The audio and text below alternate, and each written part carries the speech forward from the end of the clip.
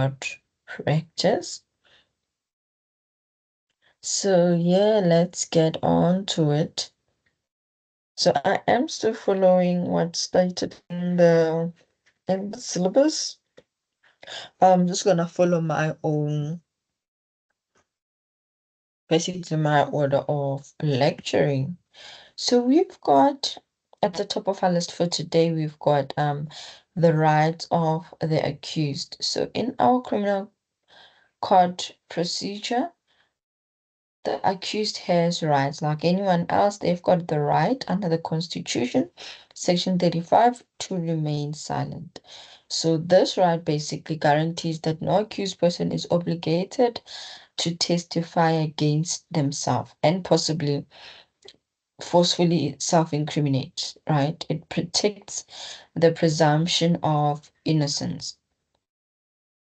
That's what Section 35 is. So you've got a client and they're being forced to testify. No, they cannot be forced to such.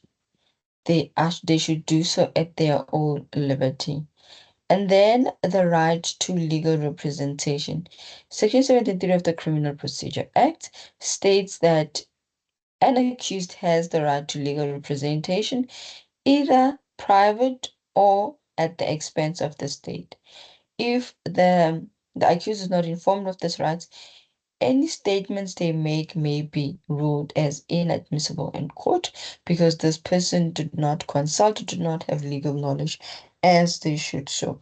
If an accused makes a statement in court, it can be obviously not automatically be stated that, or unfortunately, this person did not understand their statement when they were acting or stating something.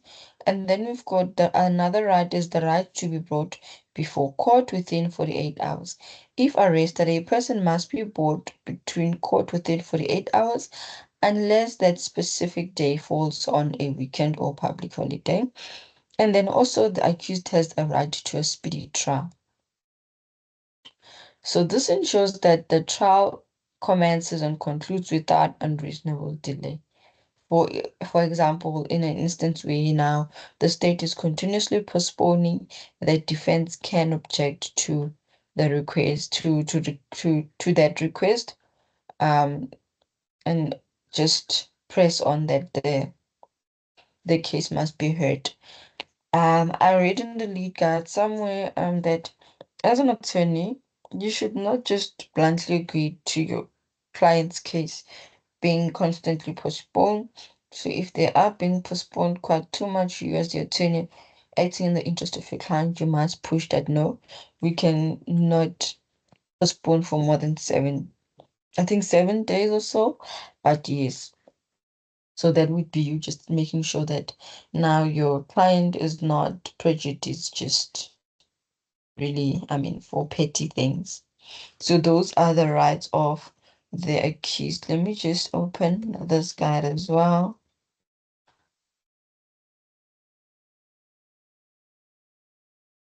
Second.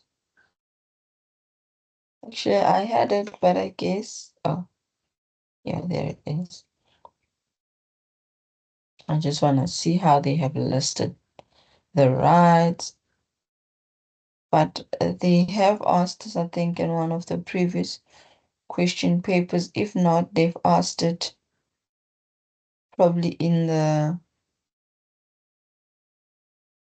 lead guide. So when you do your self-assessment questions, you should be able to see that section, that section 34. Okay, I can't see it, but it's something to do with the rights of the accused under section 35. They should be listed. Let me just.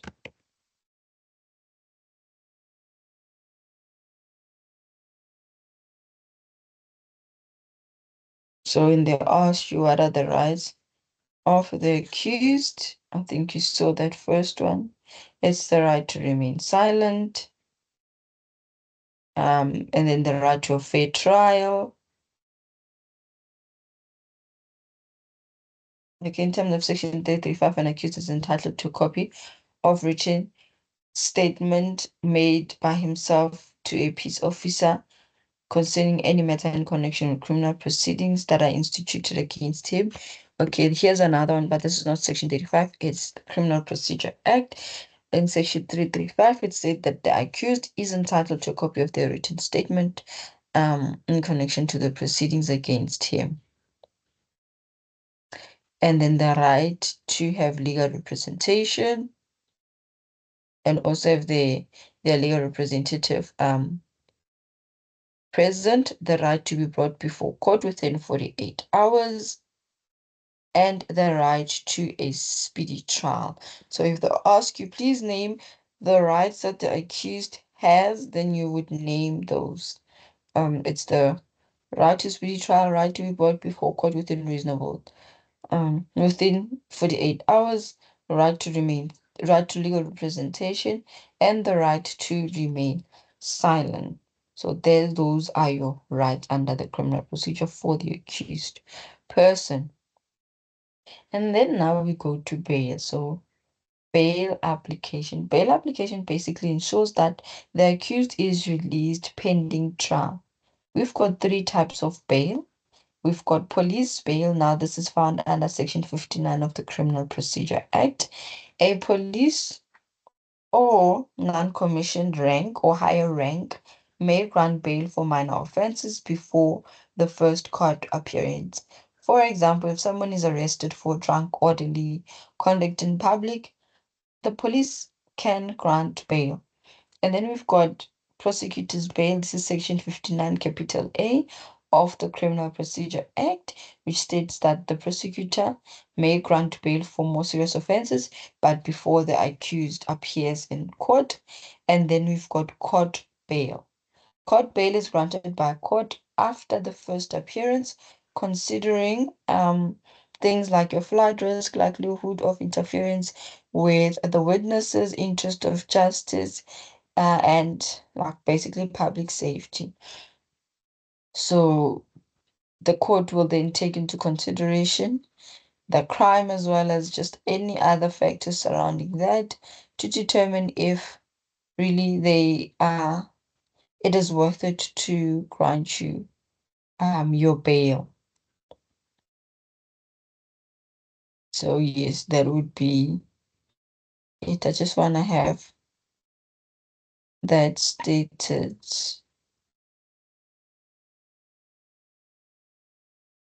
Um, just hold on a second, guys. Get arrest, bail application. Okay, so we know 59. A is by a prosecutor. I just want the conditions.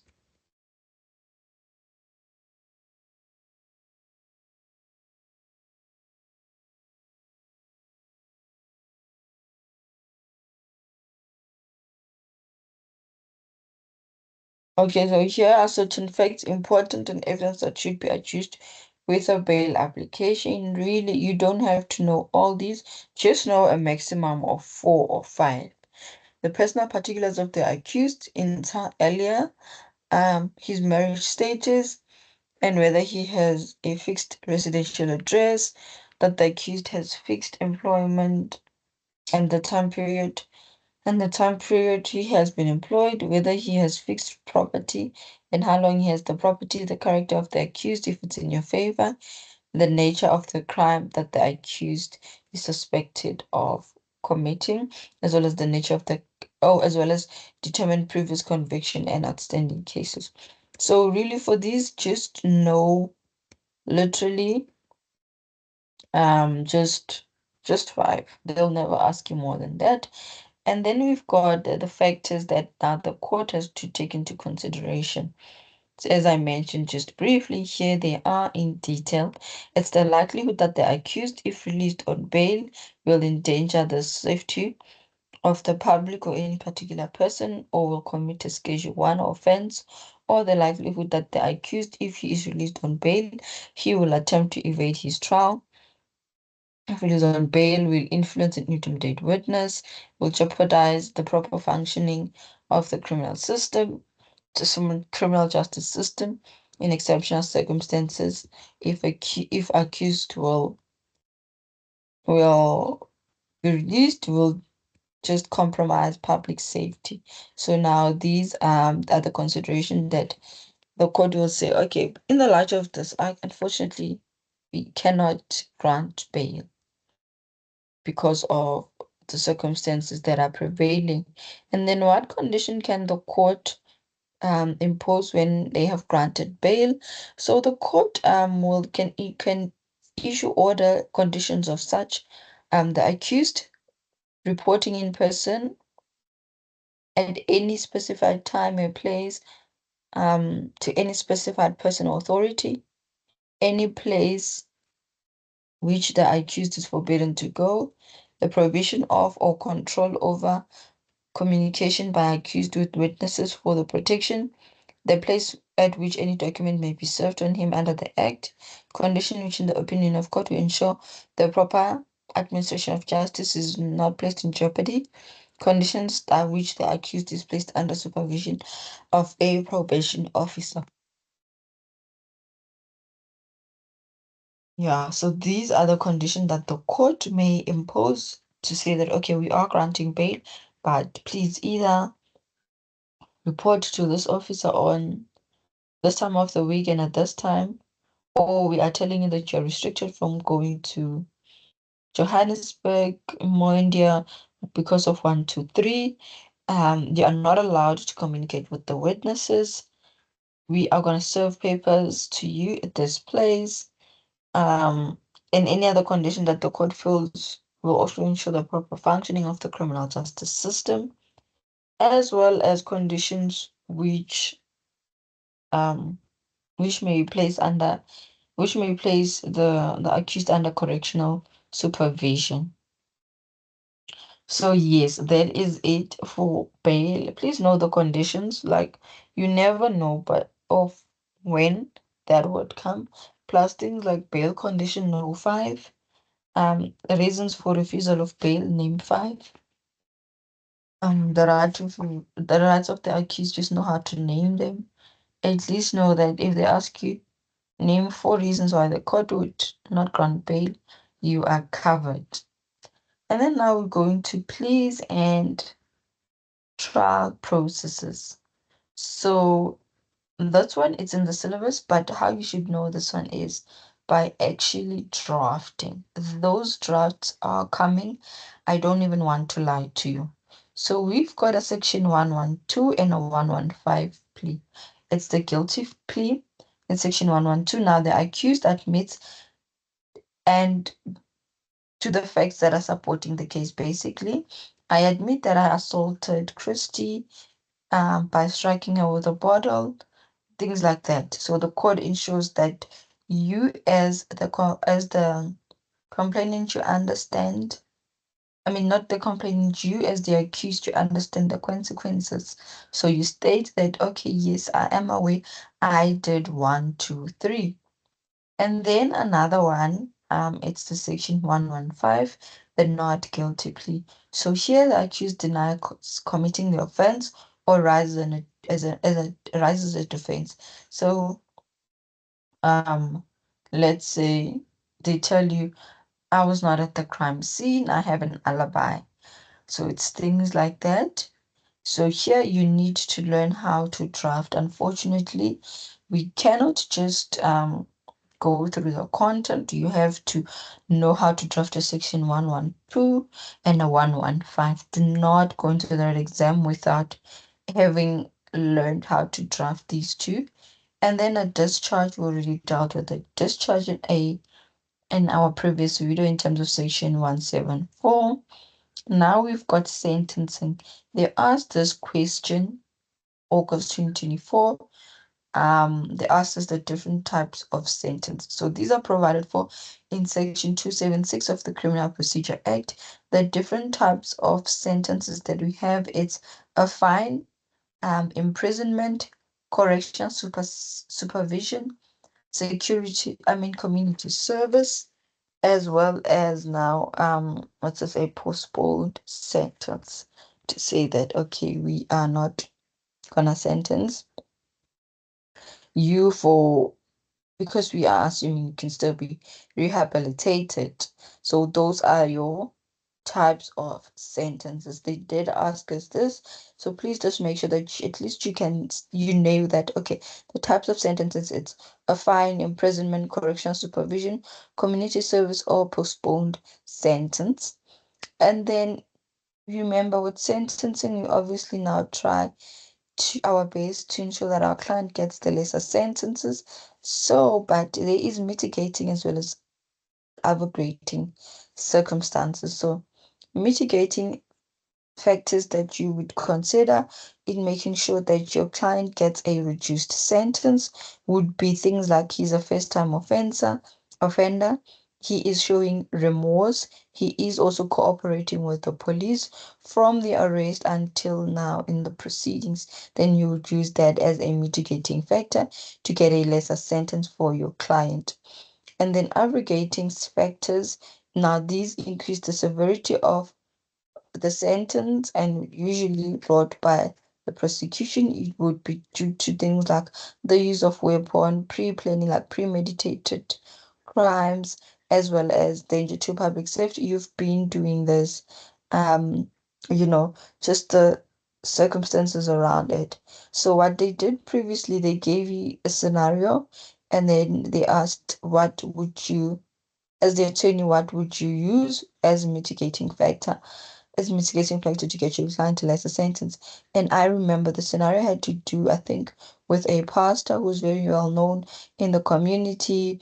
He was a first-time offender. He cooperated with the police and all that. So obviously you would use such facts and list them to say that, okay, I would use these facts as mitigating factors to get my client a lesser sentence.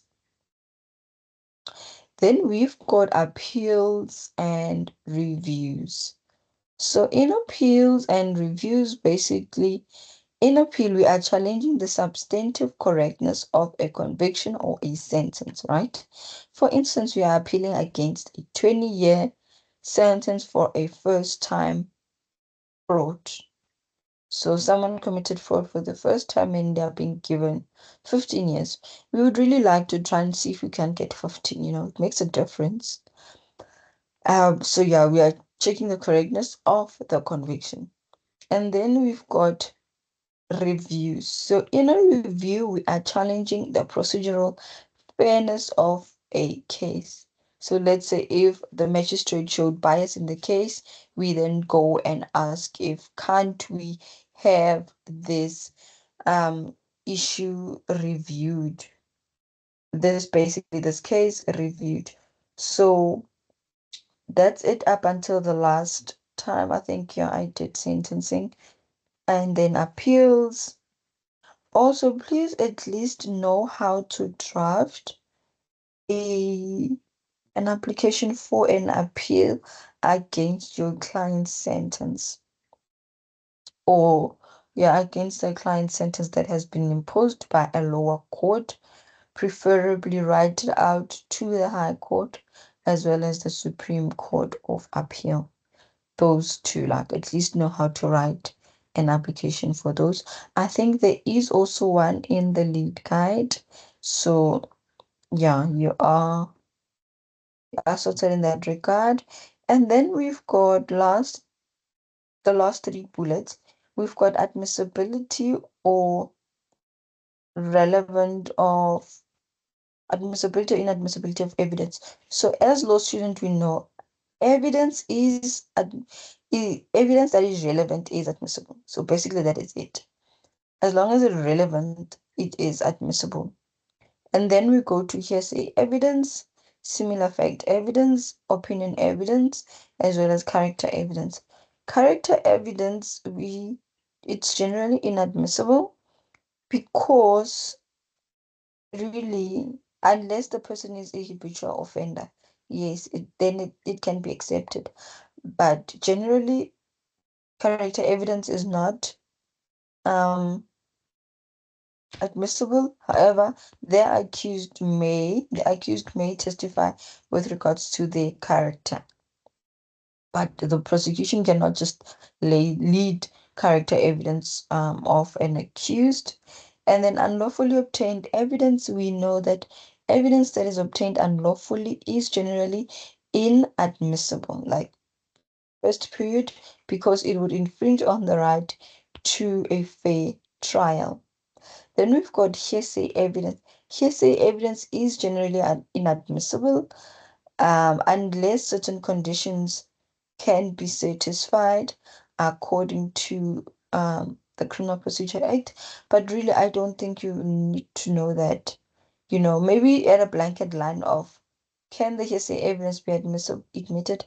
No, like, but for them to ask you to list, they usually lean on towards charges, bail, arrest, as well as now the drafting part.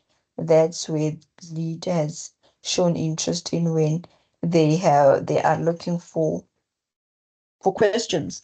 And then mental capacity of an accused person, we know if someone is mentally incapable and cannot stand trial, we must first determine, we must come with alternatives because the law is very lenient. And then search and seizure is another one that I would then say, please know this one for search and seizure. They have asked it before. Yeah, so the four objects which are skeptical to seizure by the state, please know how to list. I think it's 4 or 5, yes. They have asked us. So these are now articles that are reasonably suspected to be involved in the commission, is suspected to in the commission or suspected commission of an offense within the republic or elsewhere, which can provide evidence to the commission or alleged commission of an offense, either within the republic or elsewhere, um, which are used or reasonably believed to be intended for the use in the commission of an offense. So if you learn these three, because the wording are so similar, the first one says anything that is involved in or suspected to be used in crime. And then the second one is basically saying anything that can provide evidence um, to such. And then the third one says anything which is going to be used or reasonably going to be used or intended for the use. So let's say there is a report and it says that Christy is intending to use her gun, to shoot someone. That's not the reasonable suspicion that you're going to use it or intended for the use in the commission. So we would then obviously seize such an article. So please go in that exam at least knowing the three articles that the state can seize. They usually ask it like that. The three articles that the state can seize. They'll never ask you in expressly in the light of the what's this in them saying section 20 search and seizure. No, they don't ask it like that. But yeah, guys, that's it from me. Oh, I didn't do pre-trial procedures. Now I see as I have my notes, I mean the syllabus open. Let us just quickly go to pre-trial. Let's see. Pre-trial procedure.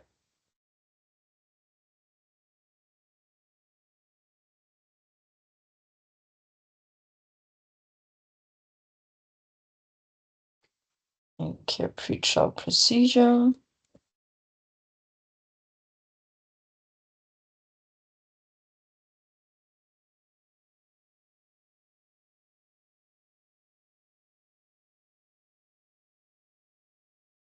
Okay, just see this act then.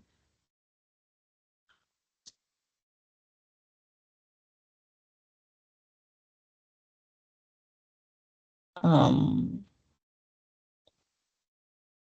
should I close the act? Okay, nonetheless, I'll just take it from the top of my head. So, Section 212B of the Criminal Procedure Act basically provides a mechanism for dealing with forensic evidence before trial. It addresses its admissibility, basically the admissibility of forensic reports and expert evidence without requiring physical ex presence of the expert witness. Yeah, unless then the evidence is disputed. So the key procedure under section 212, I know that you have to give notice of intention to use a forensic report. So the prosecution basically must give written notice to the accused or the legal representative, stating that they are intending to use a forensic report or affidavit as evidence at trial, and it must identify, the notice must identify the identity of the expert, the report, and how now the conclusions that were drawn. So the accused, obviously, we know, has the opportunity to challenge the evidence and the contents thereof of the forensic report. If the accused does not object, I think it's usually 10 days before trial, the report can be used as prima facie evidence without the expert testifying.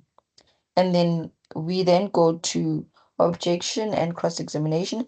If the accused disputes the report, they must file a notice of objection and provide their reasons. And then obviously then the prosecution must then ensure that unfortunately the expert witness will come in court to give oral evidence and also be um, cross-examined. So the court may still require in very unique circumstances at its discretion, considering the nature of the case, the crime, and everything in that, require that the forensic expert testify, even if there was no objection. So there was no objection, fine, but can you still come and testify? We need to hear it from the horse's mouth how these conclusions were drawn. So what happens now if the report is unchallenged? So if the accused does not contest the report, it is admitted as conclusive proof of the facts, um, and as stated therein, unless the court orders otherwise. So the court will use it as evidence. And then how do you now apply this section in criminal law? We usually, find it in cases where there's DNA analysis, blood alcohol samples, drug, ballistic, postmortem, and fingerprint. So at the heart of it, basically, Section 212 is is regulating the admissibility of expert evidence without now bringing the burden of let's bring them and all that and all that. So if it's not contested, we're just going to rely on the forensic expert report without having to call them in. They've never really asked us question, but I think if they give you something along the lines of they've got a forensic expert report, your accused does not agree with it, you would obviously say the accused has the right to object and challenge the forensic um, expert report, and then the expert will then be required to come and testify in court and should be examined based on the content in their report. That would be about it, but they've never really asked it. So just keep in mind that in as much as the LPC will give you like a full syllabus, they're obviously not going to test on you and everything, but they expect that by the time you become admitted as an attorney, at least know these following contents. Like you should be able to know these things. But at the heart of it, all the drafts that you need to know for criminal procedure, do not do not ignore them. So 112, 115, I think there's also 113, and all the others, all the drafts, the affidavits, as well as the statements, please go into that exam. One is definitely coming. Like, there is no way, I promise you. So you would really rather go into that exam with a very good 10 marks already in your pocket, please. So master drafting that, then you know what in the exam you are only working towards 50. 40 marks really, or 41, just for balance. because 50 is a distinction. But otherwise, that's it from me, guys. That was very short and very straightforward. There's certain things that you need to focus on, and then the rest is just for you to generally have a working understanding of. Otherwise, that's it from me, guys, and bye.